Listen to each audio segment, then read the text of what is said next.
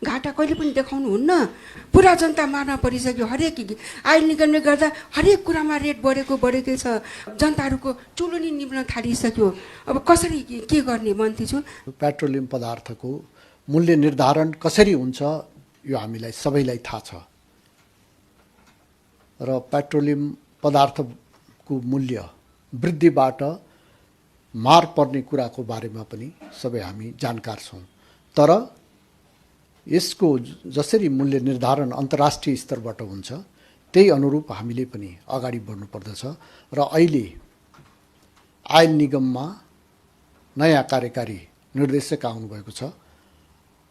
सरकारले यहाँ देखिएका समस्याहरूको सही रूपले समाधान गर्न सक्नुहुन्छ भन्ने विश्वासका साथ उहाँलाई नियुक्ति गरेका छ। यसको यति नै म यस बारेमा भन्न चाहन्छु। मन्त्रीज्यूले दुईटा बुदामा एउटा चाहिँ हाम्रो श्रम मन्त्रीले 3टा देश सेसेल्स, कतार र संयुक्त अरब इमिरेट्सको भ्रमण र उता साउदी अरेबियाको परराष्ट्र मन्त्रीले नेपालको भ्रमण गर्ने दुईटा मुद्दा उल्लेख गर्नुभयो। त्यसमा मेरो सामान्य जिज्ञासा, जस्तो साउदी अरेबियाको परराष्ट्र मन्त्री नेपाल आउँदाखेरि एजेन्डाहरू के छन्? अहिले हामी हाम्रो देशलाई संसारमा हामी चिनाउन चाहन्छौँ। यसको हामीले जुन प्रणाली अवलम्बन गरिराखेका छौँ, जसरी जनताको हितमा यो सरकार केन्द्रित छ, यो कुरालाई हामी विश्वलाई चिनाउन पनि चाहन्छौँ र विश्वबाट आपसी सहयोग, सद्भाव, अभिवृद्धि गर्न चाहन्छौँ। त्यसैको श्रृङ्खलाको रूपमा यो भ्रमणहरू हुन लागिराखेको छ। श्रम मन्त्रीजीको भ्रमणको कुरा छ।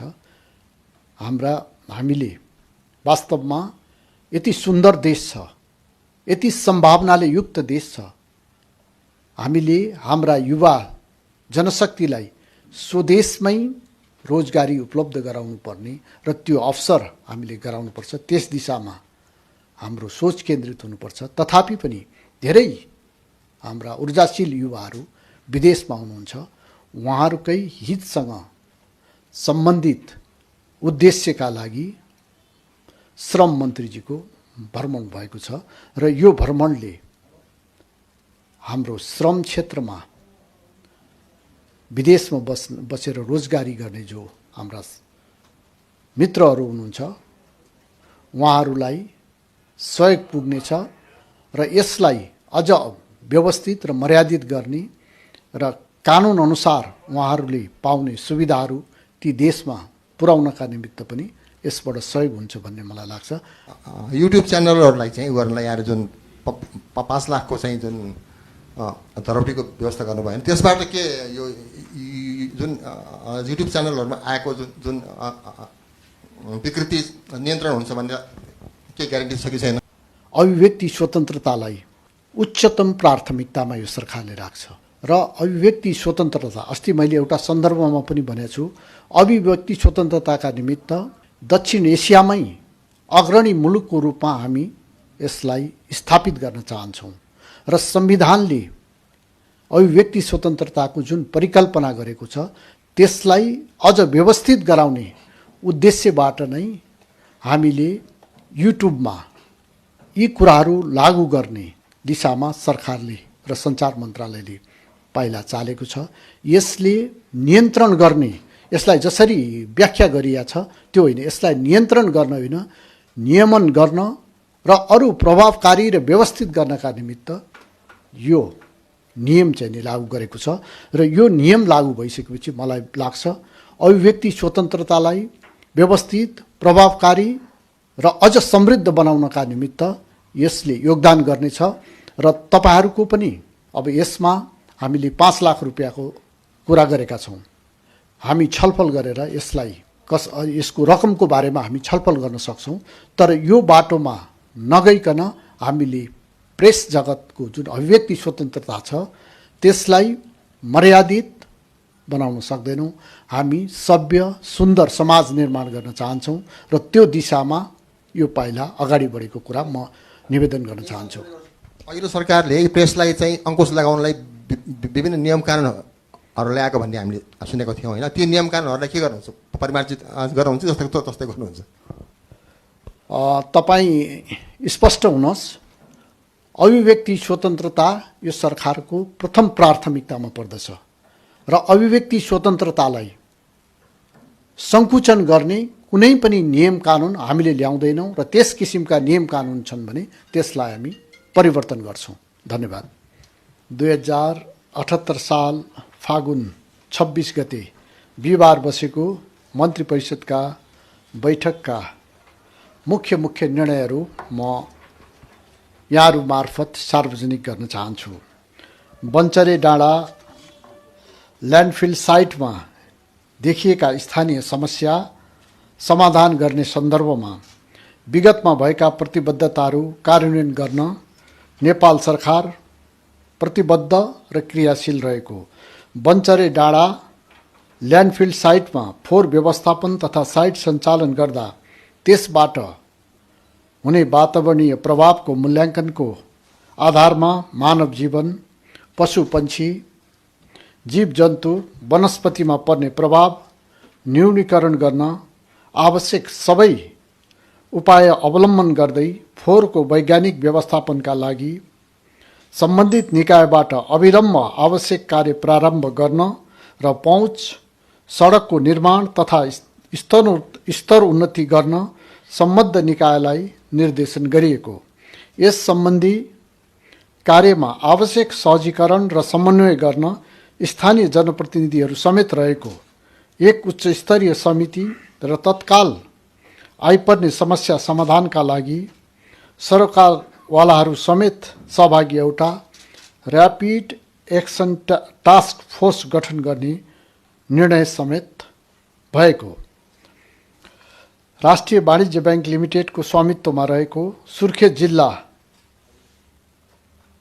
रहेको क्षेत्रफल 9 कट्ठा 8 धुर जग्गा नेपाल राष्ट्र बैंकलाई बिक्री गर्न स्वीकृति प्रदान गर्ने, नेपाल आयल निगमको रिक्त कार्यकारी निर्देशक पदमा श्री उमेश प्रसाद थानी सुर्खेतलाई नियुक्त गर्ने, संयुक्त राज्य अमेरिकाको न्युयोर्क स्थित संयुक्त राष्ट्रसङ्घको मुख्यालय 2022 मार्च 7 देखि 18 सम्म सञ्चालन हुने United Nations convention on the law of the sea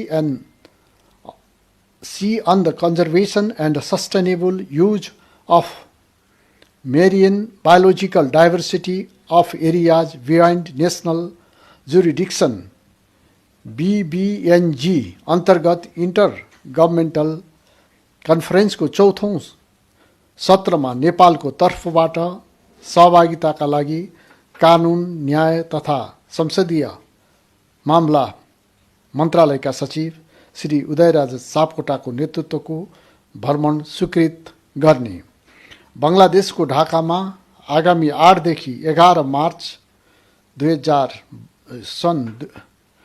2022 मा आयोजना हुने 36 session of the FAO regional conference on Asia and पेसिफिकमा सहभागी हुन कृषि तथा पशुपक्षी विकास मन्त्रालयका सचिवको नेतृत्वको प्रतिनिधिमण्डललाई स्वीकृति दिने, बिउ बिजनको किसिम वा जात सूचित गर्ने प्रयोजनार्थ राष्ट्रिय बिउ बिजन समितिबाट सिफारिस भई आए बमोजिमको सूचना नेपाल राजपत्रमा प्रकाशन गर्न स्वीकृति दिने, सरकार G2G विधि अन्तर्गत भारत सरकारसँग हस्ताक्षर भएको समझदारी पत्रमा भएको व्यवस्था बमोजिम जोइन्ट स्टियरिङ कमिटीमा सहभागी हुन नेपालको तर्फबाट कृषि तथा पशुपक्षी विकास मन्त्रालय, कृषि विकास महाशाखा सहसचिवको नेतृत्वमा टोली गठन गर्ने तथा मल खरिद गर्ने निकायको रूपमा कृषि सामग्री कम्पनी लिमिटेडलाई तोक्ने, साउदी अरबका परराष्ट्र मन्त्रीबाट 2078 फागुन 30 देखि चैत 1 सम्म गर्नुहुने नेपाल भ्रमणको अवसरमा द्विपक्षीय वार्ताका लागि माननीय परराष्ट्र मन्त्रीको नेतृत्वमा प्रतिनिधिमण्डल गठन गर्ने, नेपाल र साउदी अरब सरकारको बीच हुने general cooperation agreement between the government of Nepal and the government of the kingdom of Saudi अरेबियाको मस्यौदा स्वीकृत गरी नेपालको तर्फबाट हस्ताक्षर गर्न परराष्ट्र मन्त्रालयलाई अख्तियारी दिने। 2078 चैत्र 14 गते संयुक्त राज्य अमेरिकाको न्युयोर्कमा हुने government consultation on the Stockholm +50 LDC engagement strategy preparatory meeting सम्बन्धी कार्यमा सहभागी हुन सचिव डाक्टर प्रेम नारायण कँडेललाई स्वीकृति दिने। श्रम रोजगार तथा सामाजिक सुरक्षा मन्त्री माननीय कृष्ण कुमार श्रेष्ठको नेतृत्वको प्रतिनिधि मण्डललाई संयुक्त अरब इमिरेट्स, सेसेल्स र कतार भ्रमण गर्न स्वीकृति दिने। तुलसीपुर उपमहानगरपालिका र स्पेनको बिलओ नगर परिषद बीच भगनी सम्बन्ध कायम गर्न स्वीकृति प्रदान गर्ने। फोहोर मैला व्यवस्थापन सम्बन्धी कानुनको मस्यौदा तयार गर्न सहमति प्रदान गर्ने। राष्ट्रिय भवन प्रविधि अनुसन्धान केन्द्र र सङ्घीय सचिवालय निर्माण तथा व्यवस्थापन कार्यालयको सङ्गठन संरचना र दरबन्दी तेरिज स्वीकृत गर्ने। पत्रकार दुर्घटना बिमा व्यवस्थापन पहिलो संशोधन निर्देशिका 2078 स्वीकृत गर्ने। वन्यजन्तु मैत्री पूर्वाधार निर्माण निर्देशिका 2078 स्वीकृत गर्ने। निजामती कर्मचारीका सन्तानलाई शैक्षिक प्रोत्साहन वृत्ति उपलब्ध गराउन निर्देशिका 2078 गर्ने। औद्योगिक व्यवसाय नियमावली 2078 स्वीकृत गर्ने। सार्वजनिक खरिद 11औं संशोधन नियमावली 2078 स्वीकृत गर्ने। धन्यवाद।